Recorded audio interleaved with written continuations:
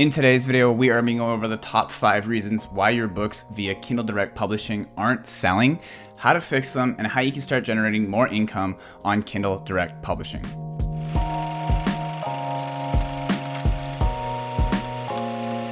What is going on, guys? My name is Dane. If you're new here, welcome to the channel. On this channel, I talk all about self-publishing books on Amazon, online entrepreneurship, and just lifestyle in general. So if that kind of thing interests you, make sure you subscribe, drop a like, and hit the notification bell so you know when I post new videos. If you're not new here and you've seen a few of my videos before, you probably noticed I'm sitting really far back today. That's because I got this new desk and it's just way bigger, and from where my camera is at my window to the front of this desk is way more space, so I gotta sit way further back. So this is the best I can do. But anyways, I'm sure you already saw the title of this video, you saw the intro, you know what I'm talking about. We're going over the top 5 reasons why your books aren't selling via Amazon KDP, and basically how to fix them and what you can do to start generating more income, okay? So I don't want to waste any more of your time. I know that tons of people ask me these things, like through email and Facebook. They ask me the question like, hey Dane, can you check out my book? Why isn't it selling? And this is like a top 5 list of the main things that I see every single time, okay? So let's jump into my computer and let's talk about the 5 reasons. Okay, so you can see on the screen here, top 5 reasons your books aren't selling via Amazon KDP. All right, so let's jump into it. And number 1 is going to be not enough emphasis on keyword research. Okay, and it's not like this list is in priority or anything. It's just 5 things. This isn't like number 1 or anything on the list, but this is one of the main reasons. And not having good keyword research from the get-go is always a telling tale as to why a book isn't doing good. Basically, like to put it blunt, if you perform terrible keyword research, the results of your book are going to be terrible. Maybe you have a great book, the cover's nice, the title's nice, the quality of the whole manuscript, everything is nice about the book, but with a terrible keyword that has no demand, you're not getting any sales. Okay, so in the first place, having good keyword research is it's very, very important.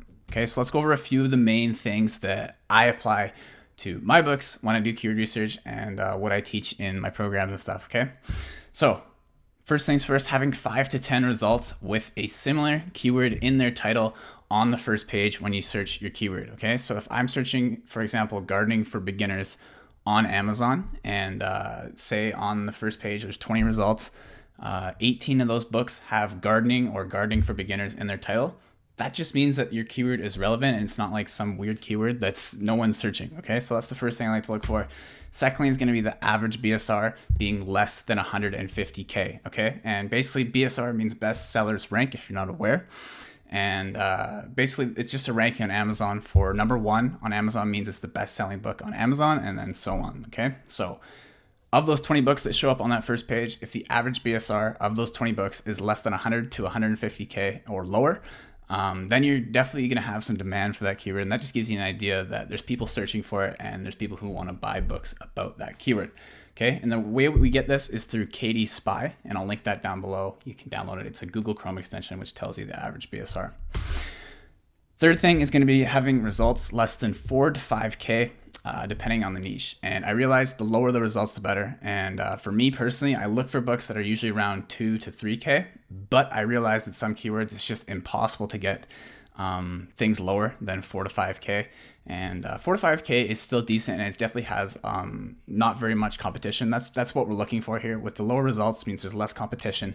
And if you can get a BSR that's lower than 100 to 150K, then you know that there's also a lot of demand for it. Okay, so that's what we're looking for. Obviously, the lower the results, the better. With the lower the BSR, the better. But if you can't get things lower than 4 to 5K, maybe look for a different keyword, just because anything higher than 4 to 5K is going to be hard to get in there. There's going to be lots of competition.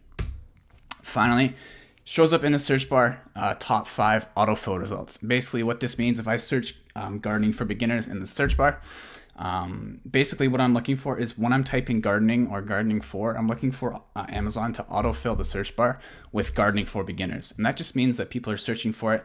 And you'll see when you type in things on the Amazon search bar, it gives you a bunch of suggestions underneath it.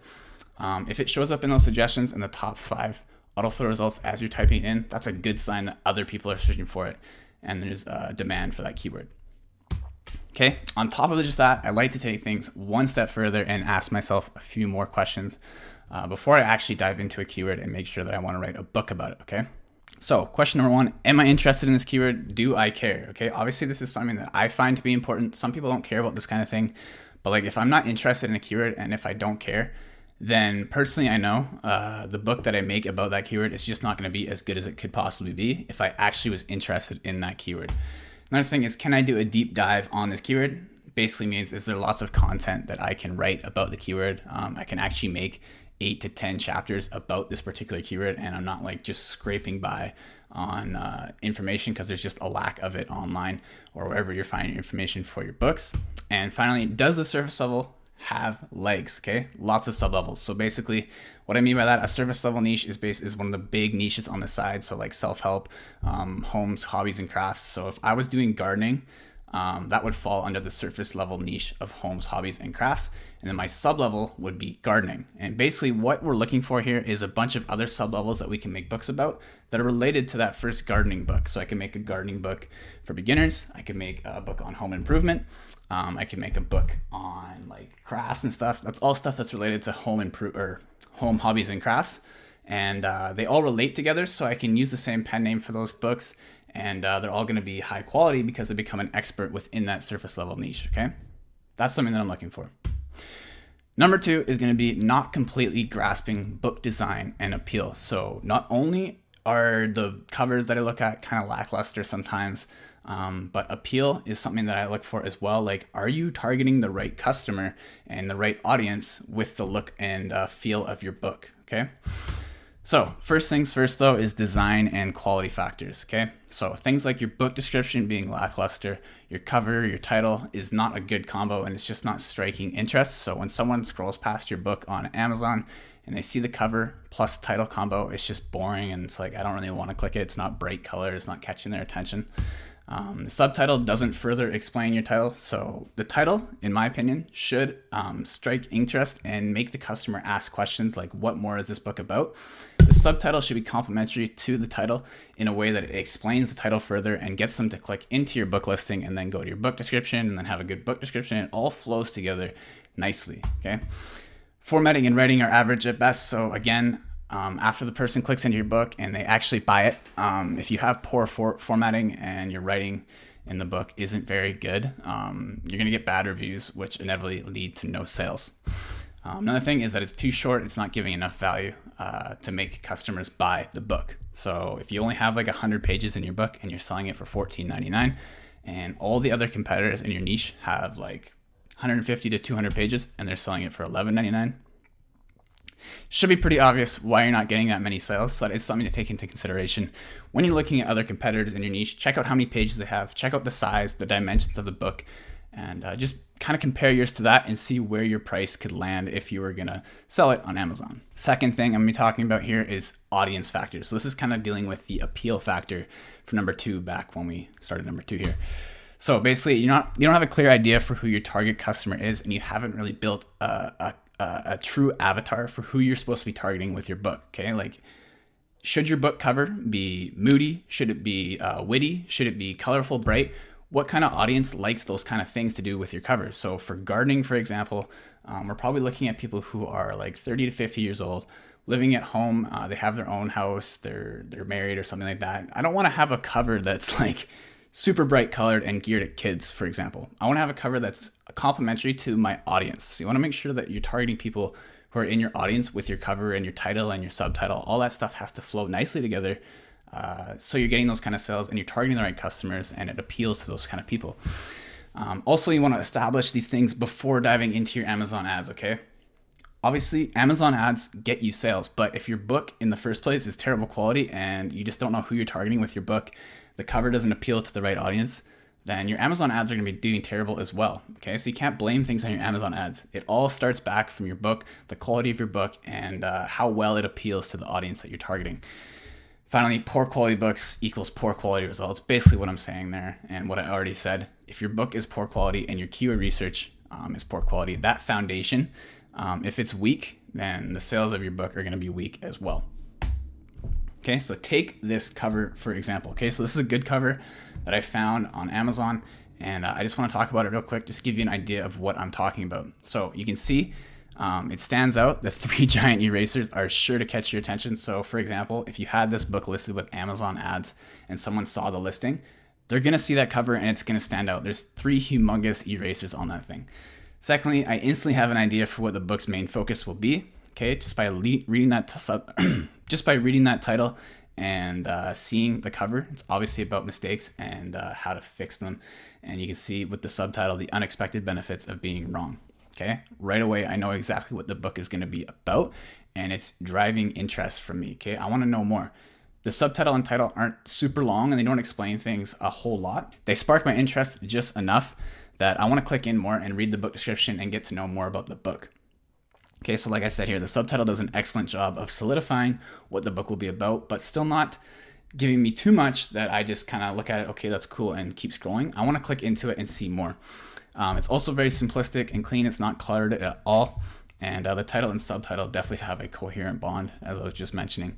And it's neutral and it's not gender specific. So like anyone could have that book and be happy with it. It's not like geared at one gender and hindering its sales in that way as well. So that's another thing to take into consideration. So number 3 is you're having a weak book launch and your Amazon ads aren't very strong. Okay, so I made sure I covered the quality of your books and the keyword research first, because without those things, these 2 things won't do very well. But if you can establish 2 strong foundations there with your keyword research and your book being high quality, next thing to think about is having a strong book launch and having strong Amazon ads. Okay, so this is pretty obvious, but it needs to be on the list. Okay, if you have a weak book launch and your Amazon ads suck, you're not going to get any sales. Just simply put. Okay, I've gone into detail about these things in the past, and I'll link videos down below where I talk about the launch more in depth, because it's a lot to talk about. I don't want to go into detail on it right now.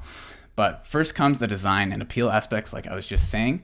And if you have a weak book launch, it's basically a one-way ticket to tanking on Amazon, okay? If your book launch sucks and you don't focus on it, and during the first month, your book just gets mediocre sales and then kind of fizzles out at the end, it's just gonna die. You're not getting any sales in the long term, okay? So first things first, keyword research, high quality book, and then focus on your book launch. And again, I'll link a video down below where I talk more in depth about book launches and how to do them effectively. Pair that with lazy Amazon ads and your book is bound to fail, okay? If you have lazy Amazon ads paired with a weak book launch, then everything's just gonna burn out and you're not getting any sales in the long run, okay? And I see this time and time again. People put their book onto Amazon and they've done all this work and they think once it's on Amazon, they're done. They'll get a bunch of sales and they're good to go. It's not true at all. You have to focus on that launch during that first month, get Amazon ads rolling to that thing, and just continue consistent sales so Amazon is happy and the algorithm likes your book and it continues to promote it to people in the long term. Okay, a strong launch plus Amazon ads combo should look something like this, okay? I'm going to briefly go over it here just to give you an idea, but again, I'll link the video down below where you can check out the launch video, and I also have a video about, or actually I have a 2-part series about Amazon ads.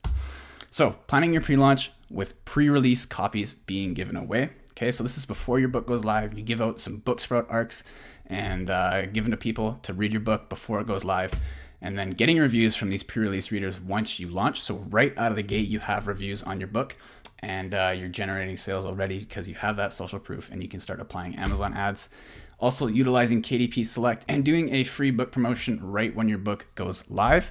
And then once the promotion is over, booking time slots with paid promotion services, okay? So not only are we doing a free promotion via KDP Select, we're also booking time slots through paid services that also promote our book once it's live to get more and more sales in that first month.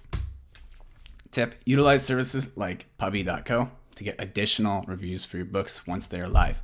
And I'll link Puppy down below. It's basically a service, if you're familiar with back in the day, there were these applications where you could do like follow for follow with Instagram and you get coins in order to like buy likes on your photos. Kind of similar with Puppy. It's like review for review. So basically a bunch of publishers are on there and you can put your book on there. And if you give a review to someone, you get coins and you can spend those coins. They actually call them snaps, but same idea with the coins with the Instagram apps. On Puppy, you can use your snaps to buy to purchase promotions where people will download your book and then leave reviews. Okay, so once your book is live, that's another good thing you can utilize to get reviews on your books. And again, reviews are one of the main things that you need on your books in order to get sales. So if you don't have any reviews on there, and you're not taking advantage of your launch and your free book promotion and Booksprout and Pubby and all these things, you're not going to get reviews, which is inevitably going to lead to not getting any sales. So number 4 is a lack of list building and customer nurturing. Okay, I know it might sound a little confusing, but I'm gonna go in depth on what they are. Okay, so what does this mean? Having an irresistible freebie offer to get emails from readers on command in every single one of your books. Okay, so having a free offer in your book in order to ask people, hey, if you want this free thing, all you got to do is enter your email and you'll get sent it to you right away. Okay, that's how you get people's emails. And once you get this email, if you pair this with a proper automated funnel to connect with customers and direct them to other areas of your business, then you're gonna be off to a very good start, okay? And the thing with email lists and nurturing customers and all this stuff, it's very long-term thinking. It's not very short-term. So a lot of people overlook this. They don't apply these kind of things to their books, and they just want to get that quick buck out of their books. If you apply email marketing and customer nurturing to your books, that's what's going to get you those long-term sales. Okay, so maybe you get a bunch of sales in the first month, that's fine. But if you don't apply these kind of things in the back end of your publishing business, then you're not going to get nearly as many sales throughout the long run and the lifespan of your book. Okay, so from there, nurturing them and through value-driven emails, giveaways, and offers. Okay, so on that email list, you can give them value-driven emails. You can sell additional things like your books. You can promote your pre-release offers, which I kind of like to do in my Facebook group, which is another thing that we can promote the email list, get people from the email list to our Facebook group, promote our free books in there, all that kind of stuff, okay? So all this back end stuff is what leads to long-term sales and getting more and more money out of your books. So the main focus here is never selling too much though, okay? So if you sell people too much in every single email, they're gonna leave your email list and they're not gonna be a part of your ecosystem like I call it in my publishing course. It's coming out soon, okay? That ecosystem is key. And if people leave that ecosystem, then you no longer have them a part of your customer fan base. And like Gary Vee says, jab, jab, jab, right hook. That's basically what we're getting at here. That basically means value, value, value, and then go for the sale. So value email, value email, value email, and then push the sale, okay? You can't just push a sale on every single email. You can't just promote your books and hope people are gonna buy them. They're gonna get angry, they're gonna get annoyed, and they're gonna leave your list. So the same thing applies to emails, like I'm saying.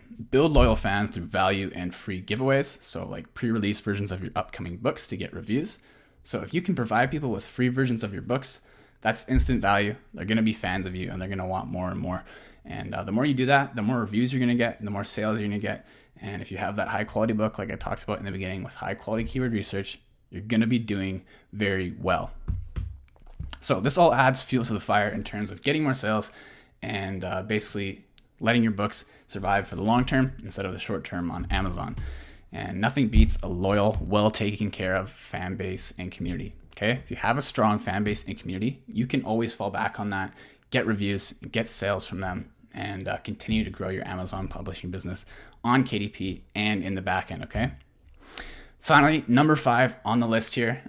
This could be like number 1. This could come well, I guess you get your keyword research and you start hiring people. So anyways, not knowing how and who to hire for your publishing business and how to source people to write your book, create your covers and stuff. If your hiring is weak, then your books are going to be weak as well, which I'll say here in a second. With a weak team, you have a weak book, and which inevitably means you have a business that is bound to fail. Okay, so if you're seeing a lack of sales, I always look back to the writing of my book, the quality of my book, and whoever did that work. If it was a weak job by me on my hiring part, and I didn't hire the best talent for that job, then that definitely is going to mean that the quality that they produce is going to be weak as well, and then the books are going to be weak, and then the business is going to fail, like I said. So sourcing the best freelancers to work with you on your books and your business is absolutely key, and I can't stress that enough. Okay, if you've seen a common theme from this video so far, it's having high quality books. And if you have low quality freelancers, your books are going to be low quality. Okay. So I recommend these sources to find top tier talent. Top tier talent is what I like to call it. And basically top tier talent is high quality talent that basically can create high quality books. And I utilize these services. Okay. So Upwork, Hot Ghostwriter, Online Jobs PH, and Facebook groups. Okay. Those 4 are the main things main sources that you can find very high quality freelancers at very affordable prices for your books. Don't get me wrong, there's obviously way more sources where you can find very high quality people to work on your books, but they're gonna cost you way more money, okay? So these four are the perfect mix of finding very high quality freelancers and also getting them for very affordable prices, okay? So if you're just starting out, or if you're just kind of getting into things, you don't want to spend an arm and a leg on your books, Upwork, Hot Ghostwriter, Online Jobs PH, and Facebook groups are the best places to find freelancers, work with them, hire them, and build relationships. With that, I also apply sifting and vetting techniques to make sure the talent that I hire is indeed top tier, okay? So these are the things that I do in order to make sure that I'm hiring the best possible people for my team. So things like never basing a hire off of emotion or a gut feeling. Okay, this is obviously a recipe for disaster. If you hire someone based off of just like, okay, they seem good, I'll hire them, and they're the people that you like the most, and not look at any other candidates that applied for your job just because of your gut feeling on one of them, that's not going to be a very good situation. Most of the time, it's not going to do very well. Maybe it'll turn out once or twice, but for the most part, it's not going to do very well. Also, make sure you hire one person at a time. Don't hire a bunch of jobs all at once, because then the quality and the focus that you put into that one person is going to lack if you have that focus spread amongst a bunch of different people and you're focused on all these different things. Hire one person for one job at a time. Another thing is letting jobs accumulate candidates over a few days. Don't just jump in and hire someone right away after you post a job listing on day one and hope that it's going to work out, because you never know. If you would have waited like 3 more days, then there could have been way more high quality talent that could have applied to your job in that 3 days. So I like to wait like 3 or 4 days before I actually start looking at the people who applied to my jobs. Finally, interviewing people via video calls just to make sure they're actually who they say they are, make sure they have good English, make sure they are actually the person that is showing up on their profile, okay? So those are the main 4 things that I do when I'm looking for high quality talent. So those are the main 5 things when it comes to things that I see in people's books that they're lacking and they need to start applying to them in order to get more sales via Amazon KDP, okay? Those are the main 5 things that I suggest doing. Those are the main 5 things that I stress the most with my books. That's what's helped me get to where I am now publishing. And yeah, if you're curious about learning more about those 5 things, I go way more into depth on them in my new online publishing course that is coming out actually a week from now. It's Saturday today. I'm probably gonna release this video later on this week. So it'll be under a week from when I release this video, which is gonna be September 28th.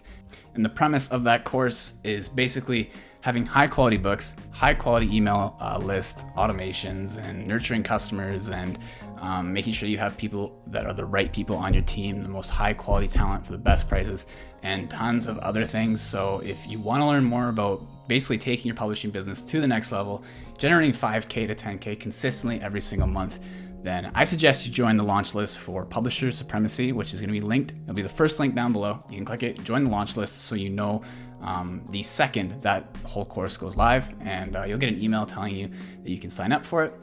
It's going to be $497. It's going to be a beta release launch next Monday, September 28th, and I look forward to seeing a bunch of you guys get in there, because eventually that course will be $1,000 or more dollars. So if you get there at 50% off at $497, you're definitely getting a good deal. And I'm just super excited to get lots of people in there. There's already 200 people plus on this launch list, so make sure you get on there. Make sure you join it so you get notified when it goes live. Okay, so that's it for today. Hope you enjoyed those 5 reasons on why your books aren't selling and how to apply them to your books and hopefully get more sales and more money out of Amazon KDP. So other than that, I guess this video is effectively over. Hope you enjoy it, and I'll see you in the next one. Peace.